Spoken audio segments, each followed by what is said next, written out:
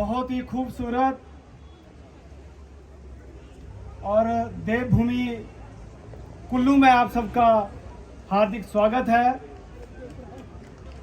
आदरणीय भाई भरत शर्मा जी, एनपीएससी के महासचिव, एनपीएससी की महिला विंग की अध्यक्ष श्रीमती सुरेश शर्मा जी, समस्त राज्य कार्यकारिणी के सभी पदाधिकारी, जिला कुल्लू के बहुत ही जुझारू मेहनती जिलाध्यक्ष भाई विनोद डोगरा जी, उनकी पूरी टीम, सभी जिला से आए जिलाध्यक्ष व अन्य उनके साथ आए कर्मचारी साथी, जिला कुल्लू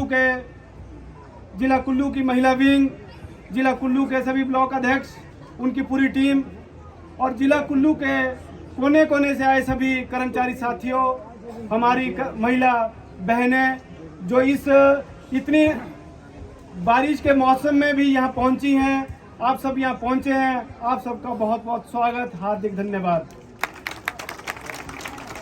साथियों, ये सब जानते हैं कि कुल्लू में हमेशा ठंड रहती है और आज तो बारिश का भी मौसम है, लेकिन हमें बिल्कुल भी ठंड नहीं लग रही, क्योंकि आप सब ने इस ठंड में भी गर्मी पैदा कर दी है।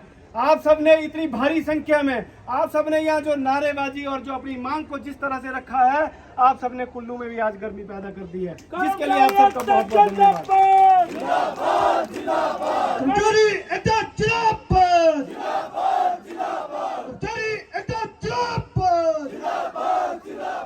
हम नमन करते हैं जिला कुल्लू की इस देवभूमि को, हम नमन करते हैं जिला कुल्लू के सभी कर्मचारी साथियों को और नमन करते हैं उन सभी साथियों को जिन सभी ने जिला कुल्लू के अनी में जो है इस संगठन की स्थापना करने में अपनी अहम भूमिका निभाई और जिला कुल्लू से इस संगठन की जो स्थापना थी वो हुई और आज पूरा भारतवर्ष एनपीएससी की तरफ देख रहा है, एनपीएससी की एकता की तरफ देख रहा है, एनपीएससी की शक्ति की तरफ देख रहा है, एनपीएससी के संघर्ष की तरफ देख रहा है। इसके लिए जिला कुल्लू को हम नमन करते हैं और आप सबको नमन करते हैं कि ये शुभ कार्य जिला कुल्लू से हुआ है और आज आप सबने इतनी भारी संख्या में यहाँ जुटकर ये दिखा दिया है कि जिला कुल्लू सचमुच पूरे प्रदेश में, पूरे देश में सबसे अग्रणी जिलों में से एक है, जिसके लिए पुनः आप सबका बहुत बहुत धन्यवाद।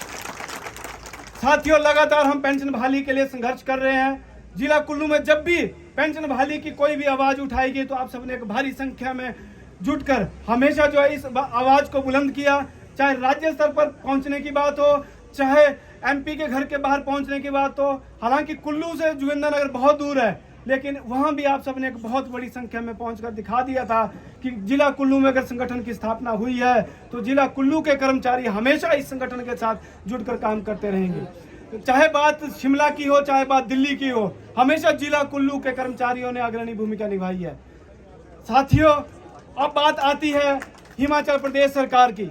हमने लगातार संवाद के माध्यम से और संघर्ष के माध्यम से सरकार को पेंशन बहाली के लिए आग्रह किया, हमने लगातार संवाद बनाए रखा, हमने लगातार ज्ञापन के माध्यम से और वार्ता के माध्यम से सरकार से बात की, लेकिन जब भी हमने सरकार से बात की हमारी बात को दरकिनार कर दिया गया। जब भी हमने संघर्ष का बिगुल बजाया तो सरकार को हमारी बात माननी पड़ी। जब भी हमने कोई भी संघर्ष किया, चाहे धर्मशाला के संघर्ष की बात हो, धर्मशाला में आप सब जो है रात के 9 बजे तक डटे रहे। माननीय मुख्यमंत्री महोदय हमारे बीच में आने के लिए तैयार नहीं थे। जब आप सब वहाँ रात के 9 साढ़े 9 बजे तक डटे रहे तो उनको वहाँ मजबूरन आना पड़ा। ये आप सब संघर्ष की जीत थी।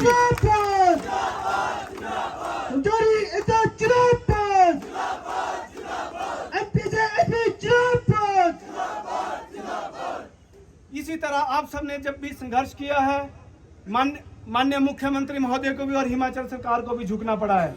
साथियों, अब वक्त आ चुका है, क्योंकि सरकार हमेशा बहुत सारे रोने रोती रहती है, कभी आर्थिक तंगी के, कभी कोई और बात, कभी कोई और बात, और कभी तो सरकार ये भी कह देती है कि कर्मचारी जो है प्रदेश के लिए बोझ बनते जा रहे हैं। जबकि एक समय ऐसा था जब सरकारें कहती थी कि कर्मचारी हमारी रीढ़ की हड्डी है। इस प्रदेश को आज बहुत सारे ऐसे क्षेत्र हैं जहां पर कर्मचारियों ने नंबर 1 बनाने में अहम भूमिका निभाई है।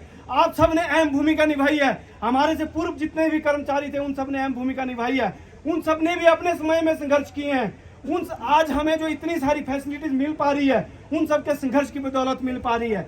आज एनपीएससी के संघर्ष को सब देख रहे हैं, आप सबके संघर्ष को सब देख रहे हैं, आप सबके संघर्ष का उदाहरण हर जगह दिया जाता है और आप सब भी एक उदाहरण जो है हर जगह बनते जा रहे हैं।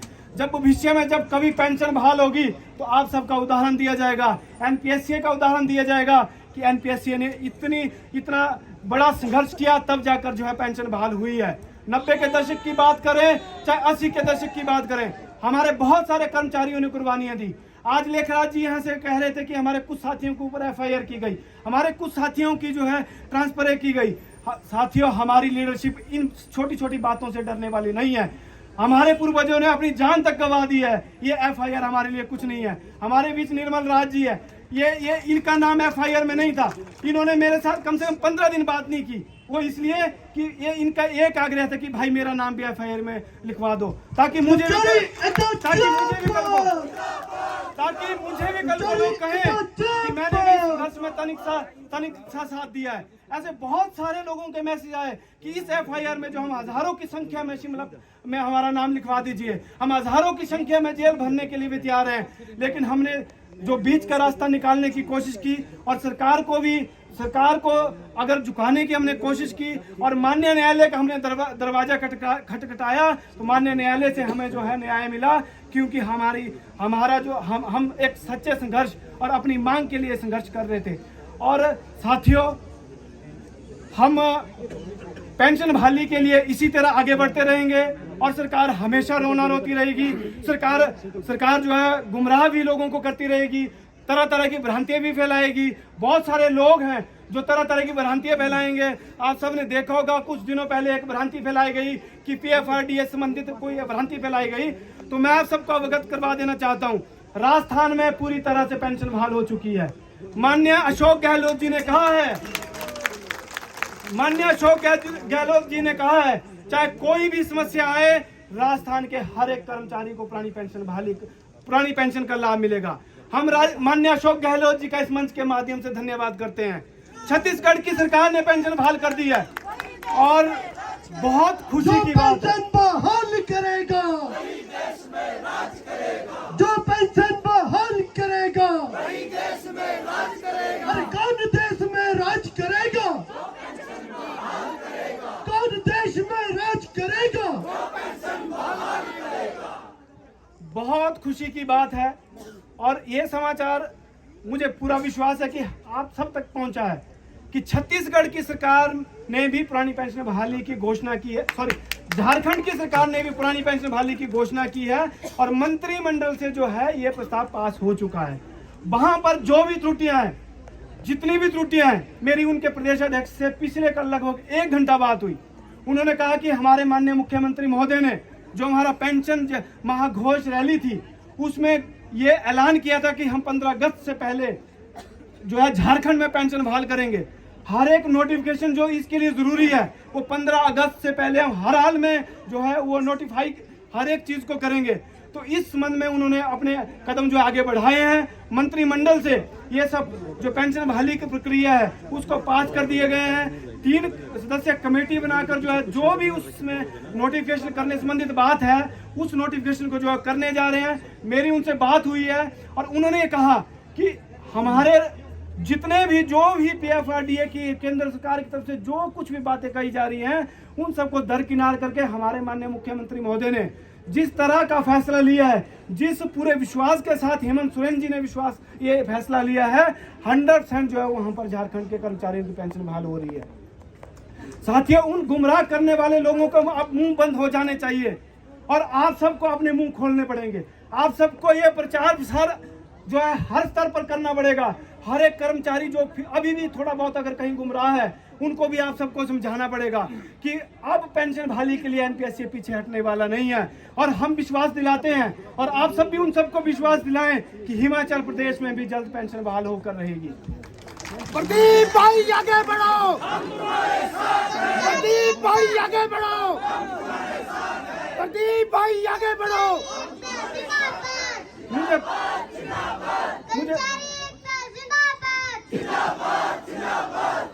पेंशन बहाल करो, बहाल करो, बहाल करो, पुरानी पेंशन बहाल करो, बहाल करो, बहाल करो। देखिए, हमने 3 मार्च को एक बहुत बड़ी संख्या के साथ शिमला में धरना प्रदर्शन किया।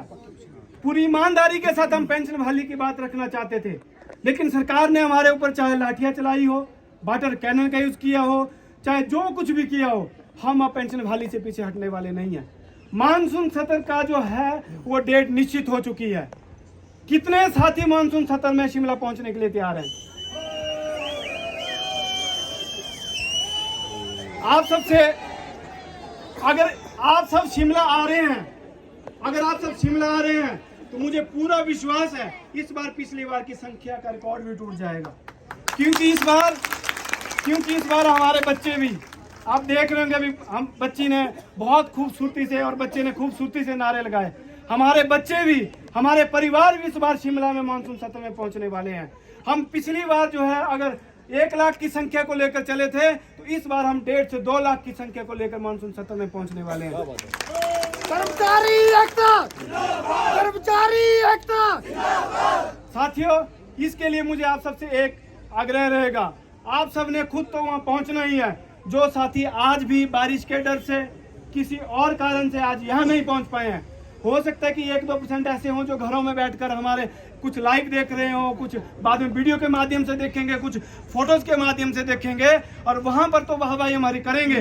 उन सब से भी हम निवेदन करना चाहते हैं, आप भी शिमला आइए, आप भी इस आंदोलन में अपनी हिस्सेदारी दीजिए और आपको भी कल को गर्व होगा कि हमने भी पेंशन बहाली में जो है अपना आहुति दी थी। हम भी शिमला पहुंचे थे और इस मानसून सत्र में हमने भी अपना योगदान दिया था।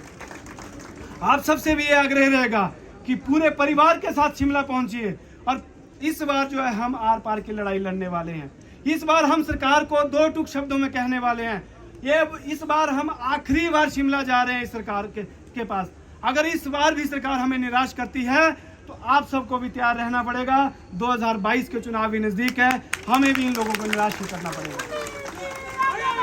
हम तुम्हारे साथ हैं, हम तुम्हारे साथ हैं, हम तुम्हारे साथ हैं।